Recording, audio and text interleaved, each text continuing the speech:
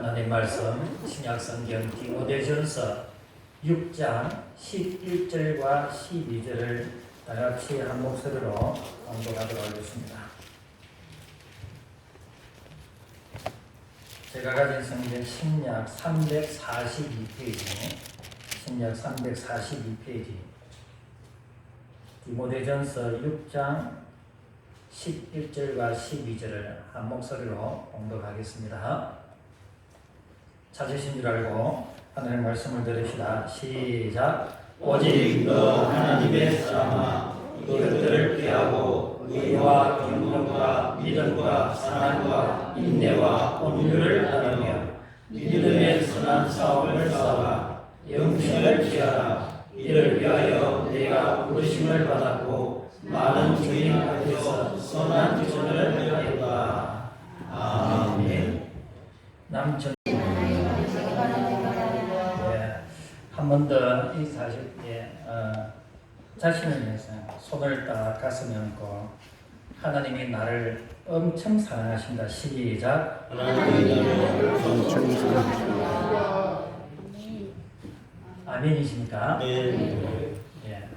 전에도 말씀을 드렸지만 여러분이 조금 질투가 나시는지 모르겠지만 기도하시는 분들이 저를 위해서 기도하면서 목사님을 위해서 기도하니까 하나님이 엄청 사랑하시는 것 같아요. 아멘. 저는 사실 잘 안 믿어집니다. 정말 그렇게 사랑하실 것 같으면 뭔가 막 삐까뻔쩍 화려하게 되어야 되지 않습니까? 근데 왜 내 삶은 이럴까? 잘 안 믿어지잖아요. 그죠? 그런데도 그것을 믿는 것이 믿음인 줄 믿습니다. 네, 다시 한 번 더 하나님의 나를 엄청 사랑하신다. 시작. 하나님이 나를 엄청 사랑하신다. 예. 가수 베일로 씨가 부른 심토불이라는 노래가 있습니다. 나는 누구냐? 너는 누구냐? 예. 혹시 아시는지 모르겠습니다만은 이 노래는 단순히 우리 몸에는 우리 것이 좋다는 먹거리 이야기가 아니라 우리 자신의 정체성을 일깨워주는 그런 노래가 아닌가 생각이 듭니다. 그렇습니다. 자신이 누구인지 내가 나의 뿌리를 아는 것이 굉장히 중요하지요. 또 내가 지금 현재 위치를 아는 것 대단히 중요합니다. 어떤 여인이 중병에 걸려서 사경을 헤매고 있는데 어떤 사람의 목소리가 들려왔습니다. 당신은 누구요? 여인이 대답합니다. 저는 누구의 부인입니다. 이 도시 시장의 아내입니다. 당신의 남편이 누구냐고 묻지 않았습니다. 당신은 누구요? 또 여인이 대답합니다. 저는 누구누구의 엄마입니다. 당신이 누구의 엄마냐고 묻지 않았습니다. 당신은 누구요? 저는 선생입니다. 초등학교 선생으로서 아이들을 열심히 가르치고 있습니다. 당신의 직업이 무엇이냐고 묻지 않았습니다. 당신은 누구입니까? 여인이 또 대답합니다. 저는 매일 교회에 다녔고 남편을 잘 보좌했고 열심히 학생들을 가르쳤습니다. 그 사람의 목소리가 들려옵니다. 나는 당신이 무엇을 했는지 묻지 않았습니다. 당신은 누구입니까? 결국 이 여인은 당신은 누구입니까? 라는 질문에 대답을 하지 못했다는 이야기가 있습니다. 그렇다면 제가 여러분에게 질문을 드립니다. 여러분은 누구십니까? 하나님의 자녀입니다. 어떻게 아십니까? 말씀했습니다. 제목이 나와 있네. 하나님의 사람아. 예. 그럼 이제 다 끝났네. 맨날 가도 되겠네요. 여러분이 결론을 다 이제 아셨으니까, 답을 아셨으니까, 이제 더 이상 설교를 해봐야 진짜 설교일 것 같고, 예. 마쳐도 되겠습니까? 우리 인간은 관계 속에 살아가죠. 그래서 누구의 아버지, 누구의 엄마, 누구의 배우자, 또 누구의 아들, 딸로 살아갑니다. 그런데 이런 관계 말고 그런 관계를 다 끊어내고 진짜 나라는 존재가 누구인가 그것을 아는 것이 대단히 중요합니다. 오늘 본문 바울이 디모데를 향해서 뭐라고 부릅니까? 하나님의 사람아. 요즘 새벽기도 시간에 열왕기서를 공부하고 있는데 이 열왕기서에 보면은 하나님의 사람아 라는 표현들이 많이 나오죠. 엘리야 선지자를 향해서 또 엘리사 선지자를 향해서 하나님의 사람아 이렇게 부릅니다. 근데 성경에 보면은 우리 성도들을 여러 모양으로 부릅니다. 예를 든다면은 포도나무의 가지다, 그리스도의 향기다, 또 세상의 소금이고 세상의 빛이다 이런 표현들이 있습니다. 그런데 이런 것은 우리가 세상 속에서 그리스도인으로서 어떻게 살아가야 할지에 대해서 말씀하시는 거지 우리 존재 자체에 대해서는 말하지 않습니다. 하나님의 사람, 이것은 우리를 부르는 호칭이죠. 어떤 사람이 되어야 하는가를 말해주는 호칭이다라고 말을 할 수가 있습니다. 그럼에도 불구하고 어떤 사람이 당신은 누구입니까? 라고 질문하면 우리는 선뜻 나는 하나님의 사람입니다 라고 대답을 하지 못합니다. 왜 그럴까요? 그 말 자체가 좀 부담스럽거든요. 또 나는 하나님의 사람입니다 라고 말을 하면 뭔가 좀 교만해 보일 것 같은, 그래서 자신을 자신있게 하나님의 사람이라고 말하지 못하는 그런 부분들이 있습니다. 그러나 여러분 자신은 하나님의 사람인 것을 꼭 확신하시기를 주님의 이름으로 축원합니다. 사실 하나님의 사람이다 이런 표현 안에는 여러 가지 의미가 있는데 가장 간단하게 나는 하나님께 속한 사람이다 이런 뜻이 있습니다. 우리가 하나님의 사람이 되기 전에는 우리가 어디에 속했느냐? 마귀에게 속했고 세상 풍속을 따라 살아갔던 존재였습니다. 근데 이제는 우리 존재 자체가 바뀌었습니다. 이제는 더 이상 세상에 속한 사람이 아니라 하나님께 속한 사람입니다. 그러므로 우리는 택하신 족속이요 왕같은 제사장이요 거룩한 나라요 그의 소유된 백성이라는 것입니다. 또 하나 하나님의 사람이라는 이 의미는 이제 우리는 하나님이 주시는 은혜와 능력으로 사는 존재라는 뜻입니다. 사도 바울이 이렇게 말합니다. 내게 능력 주시는 자 안에서 내가 모든 것을 할 수 있느니라. 그렇습니다. 우리는 이제 우리 힘으로 살지 않고 하나님의 능력으로 살아가는 사람이라는 뜻입니다. 또 하나 하나님의 사람이라는 뜻은 하나님의 소유가 되었다는 뜻입니다. 우리는 과거에는 부모가 우리를 소유했죠. 자녀를 소유했습니다. 이제 자라면은 내가 나를 소유하죠. 그렇지 않습니다. 우리의 소유권자는 하나님이십니다. 우리의 주인은 하나님이십니다. 예수님의 피로 우리를 사셨기 때문에 이제 우리의 소유권은 하나님입니다. 이사야 선지자를 통해서 우리에게 이렇게 말씀하십니다. 이스라엘아 너를 조성하신 자가 이제 말씀하시느니라. 너는 두려워 말라. 내가 너를 구속하였고 내가 너를 지명하여 불렀나니 너는 내 것이라.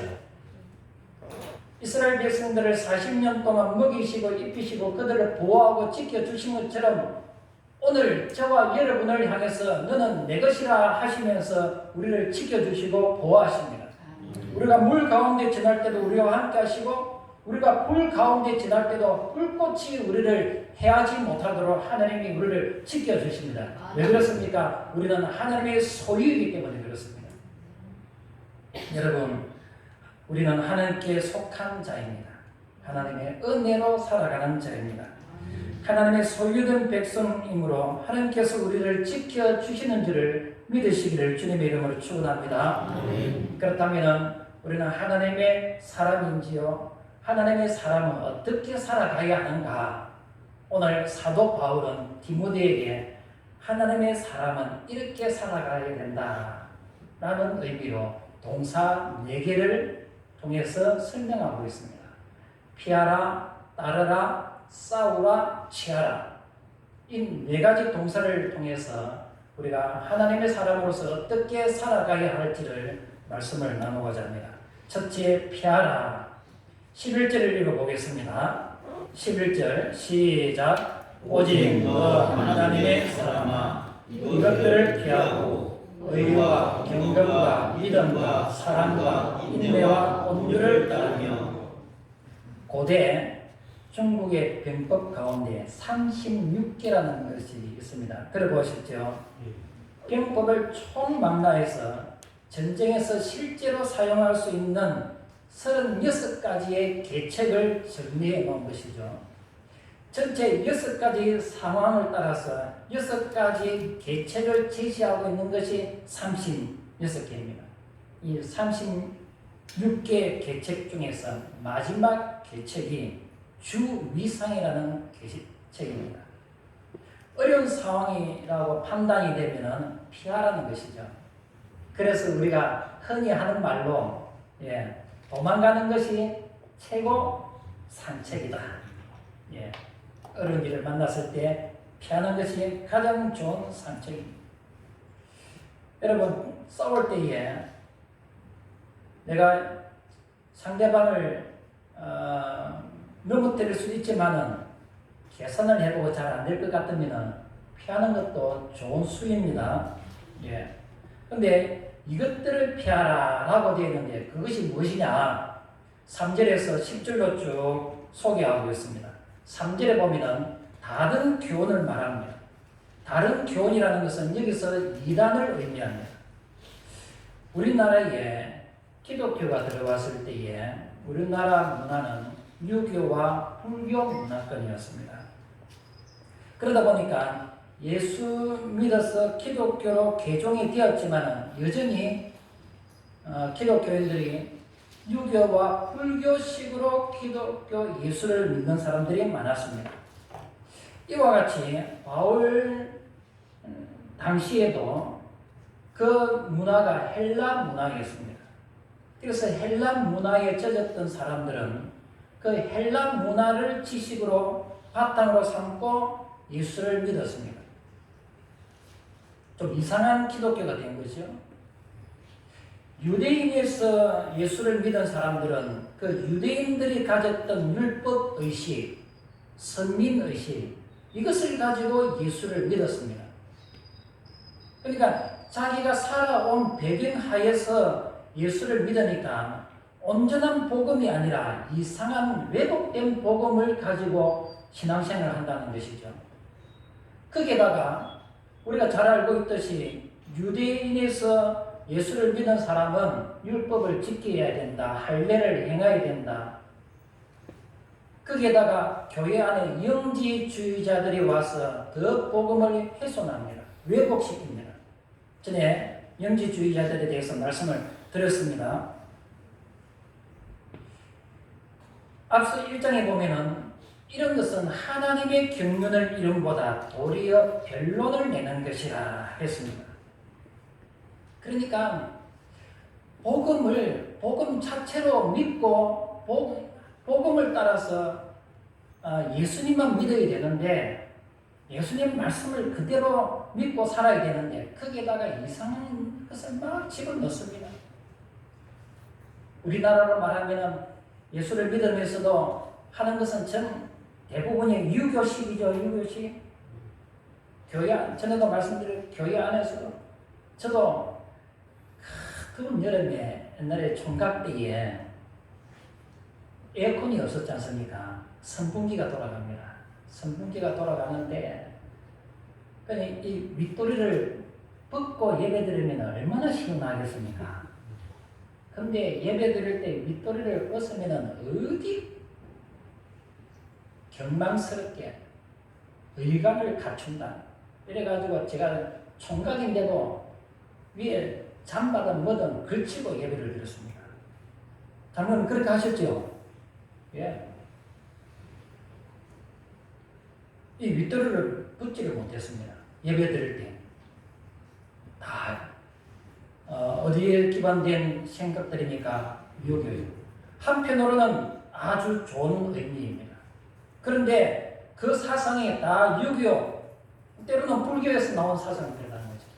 그걸 우리가 알지 못하고 이게 진짜인 줄 알고 그렇게 살았어요. 지금 바울이 그 이야기 하고 있습니다. 그 세상 이야기 듣고 세상의 논리를 가지고 교회에서 신앙생활 하지 말아라. 그런 사람들이 말할 때에 함께 말도 섞지 말고 어떻게 하라고요? 피해라. 피해라. 괜히 한마디 거들었다가 괜히 한마디 들은 그것이 누룩이 되어서 우리의 생각과 사상과 복음을 변질시키니 아예 그런 이야기 할 때는 피해라 하는 것입니다.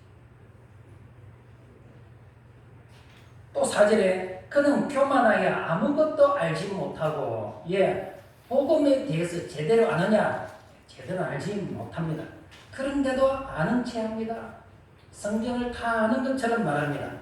그러면서 변론과 언쟁을 좋아한다는 것이죠. 헬라 철학에 물든 사람은 변론과 언쟁을 좋아합니다.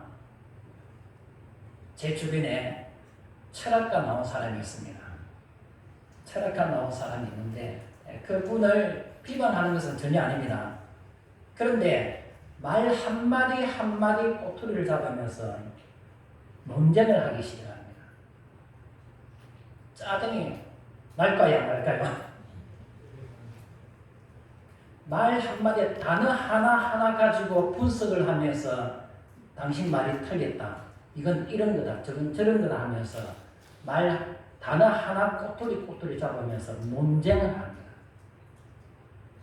무슨 대화가 되겠습니까? 지금 바울이 당시 목회할 때는 그런 헬라 철학에 물든 사람들이 있었기 때문에 이 변론과 언쟁을 좋아한다. 말꼬리 잡고 늘어진다. 그러면서 자기 지식을 자랑합니다. 자기들은 토론이라고 하는데 토론은 어느 정도 왔다 갔다 해야 되잖아요. 근데 일방적으로 자기 주장을 합니다. 무슨 토론입니까? 그런데 더 심한 것은 자기 말에 동조하지 않으면 어떻게 합니까? 투기와 분쟁과 비방과 악한 생각을 한다라고 되어 있습니다. 토론을 하다가 자기 생각에 동조하지 않으면 욕하고 비방한다는 것이죠. 악한 생각을 하면 상대방이 자기 생각에 동조하지 않으면 모함을 합니다. 거짓말을 꾸며내서 사람들에게 저 사람이 사상이 이상하다. 그렇게 말을 퍼뜨립니다. 누가요? 지금 바울 당시에 교회 안에서 복음을 왜곡하는 사람들.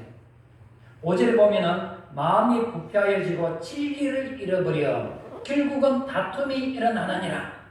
자기 생각과 맞지 않으니까 싸우죠. 교회 안에서 논쟁하면은 절대 안 되는 이유가 바로 이것입니다. 특히 우리나라는 토론 문화가 아니죠.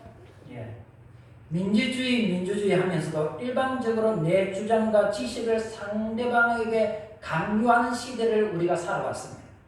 그래서 토론 문화가 발전하지 못했습니다. 처음에는 좋게 대화를 하죠. 처음에는 좋게 대화를 합니다. 그런데 나중에는 제가 늘상 말합니다. 대놓고 화를 내게 되죠. 상대방의 이야기를 받아들이지 않습니다. 성숙한 사람들의 대화나 토론은 서로에게 유익을 주지만 그렇지 못하면 결국은 다툼이 일어나기 때문에 교회 안에서 복음이 아닌 다른 이야기는 하지 말라, 피하라 라고 말씀하고 있습니다. 6절에 보십시오. 그러나 자족하는 마음이 있으면 경건은 큰 이익이 되느니라. 우리가 복음 안에서 경건을 위한 토론은 나에게도 상대방에게도 유익을 줍니다. 그러나 복음 아닌 경건을 위한 것이 아닌 다른 것을 토론하고 대화하다가는 서로의 주장이 부닥치면서 유익은커녕 다툼과 싸움만 일어나니 피하라 라는 것입니다. 또 우리가 피해야 할 것은 우리 마음을 뒤흔드는 마귀의 공격을 피해야 합니다. 여러분 9절을 한번 읽어볼까요? 9절 시작. 부활이하는 자들은 시험과 올무와 여러 가지 어리석고 해로운 욕심에 떨어지나니 곧 사람으로 파멸과 멸망에 빠지게 하는 것이라. 예, 한마디로 사탄은 우리의 욕망을 부추겨서 우리 마음을 뒤흔드는 그런 공격을 한다는 것이죠. 그래서 우리는 그것을 잘 간파하고 피해야 합니다. 한자성어에 견물생심이라는 것이 있죠. 예, 물건을 보면 가지고 싶은 욕심이 생깁니다. 이런 욕심, 탐심 누구에게나 다 있습니다. 그런데 우리가 스스로 그런 마음을 절제할 수 있느냐, 다스릴 수 있느냐? 예, 다스리면 참 감사하죠. 근데 그렇지 못합니다. 그래서 그 자리를 피해야 되는 겁니다. 좋은 물건, 탐심이 일어날 때에 그 자리를 피해야 합니다. 다윗의 바세바 사건을 보십시오. 오늘날 왕궁 옥상에 올라갔다가 모욕하는 여인을 보았습니다. 한 번 보고 두 번 보고 계속 보니까 탐심이 생기죠. 욕망이 올라옵니다. 사람을 보내서 바세바를 데려오라고 합니다. 바세바도 그렇지. 아무리 왕이 오라고 해도 그냥 못 빼입고 가면 얼마나 좋습니까? 막 백화점 가가지고 한벌 입고 미장원에 가가지고 머리에 싹 해가지고 물질 싹 바르고 그렇게 이쁘게 하고 가니까 안 그래도 마음속에 이상한 마음이 드는데, 어쨌든 다윗은 보지 말아야 할 것을 보았으므로 보는 바람에 마귀에게 사로잡혀서 죄를 범하지 않습니까? 그러므로 경건에 유익이 되지 않는 모든 것은 보지 않는 것이 좋습니다. 입 막힌다는 거 아시죠? 예, 계속 보다 보면은 예, 인이 박히고 손이 저절로 가고 눈이 저절로 갑니다. 그러다가 죄에 빠지죠. 경건에 아무런 도움이 안 됩니다. 그런 것은 피해야 됩니다. 10절에 보면 또 피해야 할 것이 있습니다. 무엇입니까? 돈을 사랑함이 일만하게 뿌리가 되기 때문에 돈도 피해야 할 것이죠. 예. 우리는 물질을 잘 관리해야지 돈을 따라가면 돈의 노예가 됩니다. 돈이 시키는 대로 하게 되어 있습니다. 여러분, 세상 풍조와 세속주의, 인본주의 이런 모든 것들로부터 자신을 지켜서 하나님이 사람답게 살아가는 저와 여러분이 되기를 주님의 이름으로 축원합니다. 두 번째, 따르라. 이 따르라 이 말은 추구한다, 구한다 그런 뜻입니다. 무엇을 따라 살아가느냐, 무엇을 추구하느냐라는 것이죠. 11절 중반 말씀처럼 세상의 명예와 돈이나 세상 방식이 아니라 무엇을 따라가야 되느냐, 의와 경건과 믿음과 사랑과 인내와 온유를 따르라. 이런 것을 추구하며 살아가야 된다라는 것입니다. 의를 따른다 이 말은 내가 기준이 아니라 하나님 말씀이 기준이 되어서 살아간다는 뜻이죠. 경건, 하나님의 성품을 담아가는 것입니다. 믿음, 오직 하나님만 바라보면서 하나님 말씀대로 순종하는 것을 말합니다. 사랑, 주님처럼 다른 사람을 위해서 섬기고 희생하는 삶이죠. 인내, 어떤 역경과 고난 속에서도 주님만 붙잡고 살아가는 그것을 인내라고 말합니다. 온유, 다른 사람을 너그럽게 품어주는 용납하는 마음이죠. 용서하는 마음. 이 6가지는 하나님의 사람이 추구해야 할 덕목이다라는 것입니다. 물론 이 6가지 신앙의 덕목을 우리 스스로 행하기가 어렵습니다. 성령의 능력으로. 예. 여러분, 성령의 능력을 힘입어서 이 의와 경건과 믿음과 사랑과 인내와 온유를 따라가는 그런 정말 품이 있고 하나님 사람답게 살아가는 저와 여러분이 되기를 주님의 이름으로 축원합니다. 세 번째, 싸우라. 예, 싸울 때 누가 지느냐, 싸움을 할 때 누가 지느냐, 유치원 때는 먼저 우는 애가 지닙니다. 초등학교 때는 누가 질까요? 코피 나는 사람이 지는 겁니다. 중학생 때는 많이 맞는 쪽이 진답니다. 고등학생 때는 넘어지면 진답니다. 장성에서 중년이 되면은 누가 지느냐? 예, 때리면 진답니다. 의미 있는 이야기죠? 우리 그리스도인들은 낙심하거나 포기하면 지는 것입니다. 예, 그래서 바울은 포기하지 말고 끝까지 믿음의 선한 싸움을 싸우라라고 권면하고 있습니다. 그러면 우리가 싸워야 할 대상이 누구냐? 김집사일까요? 우리가 싸워야 할 대상은 박집사가 아니라 나 자신입니다. 내 속에 일어나는 죄성과 싸워야 합니다.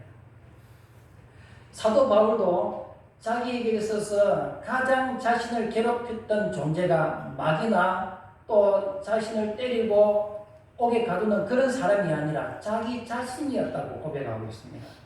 로마서 7장 24절에 오라 나는 공고한 사람이로다. 이 사망의 몸에서 누가 나를 건져내랴?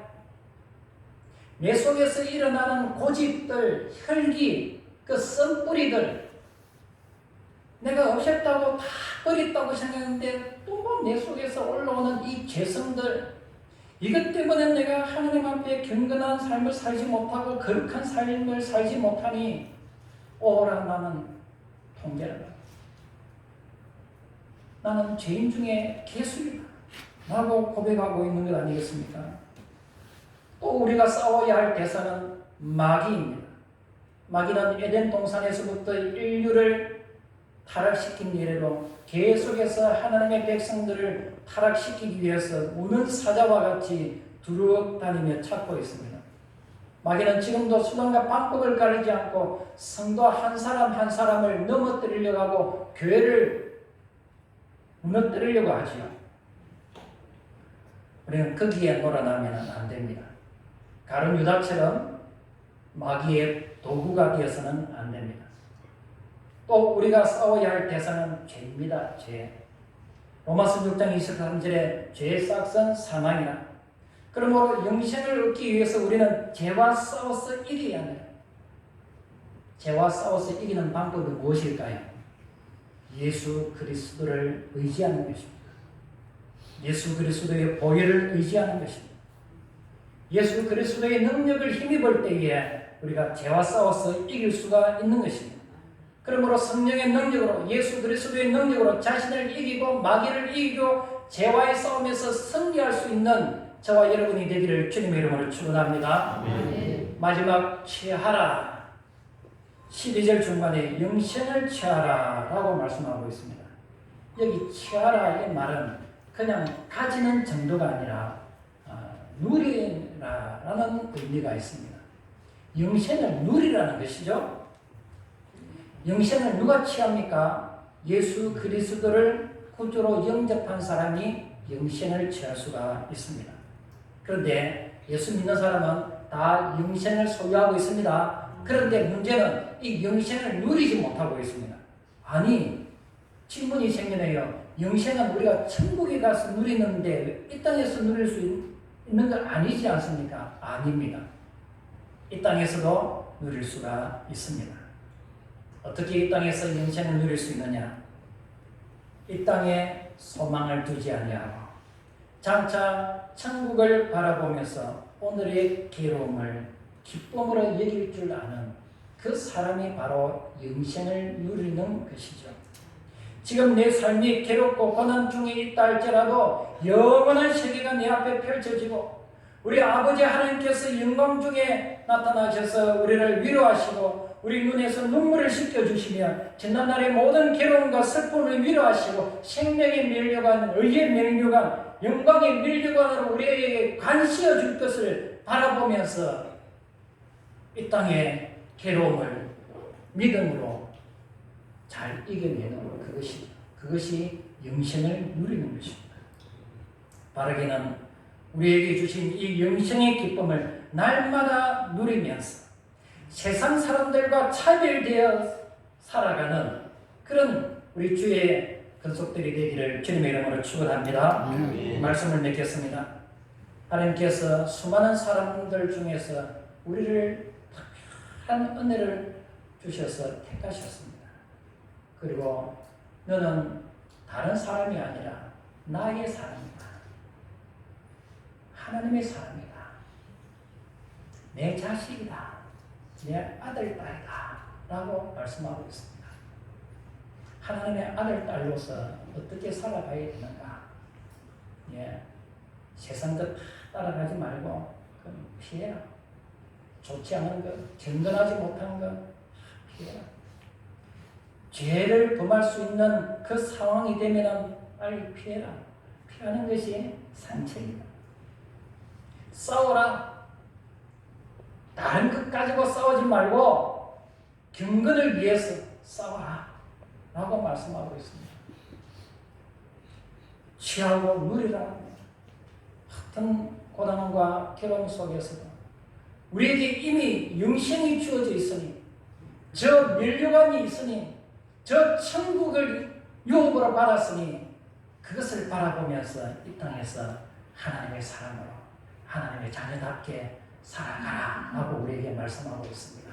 하나님의 사람답게 공의를 지키면서 당당하게 살아가는, 그래서 먼 훗날 주님 앞에 섰을 때에 칭찬받고 10고를 다스리고 5고를 다스리고 멸류관을 받는 우리 주의 귀한 성도들이 되시기를 주님의 이름으로 축원합니다.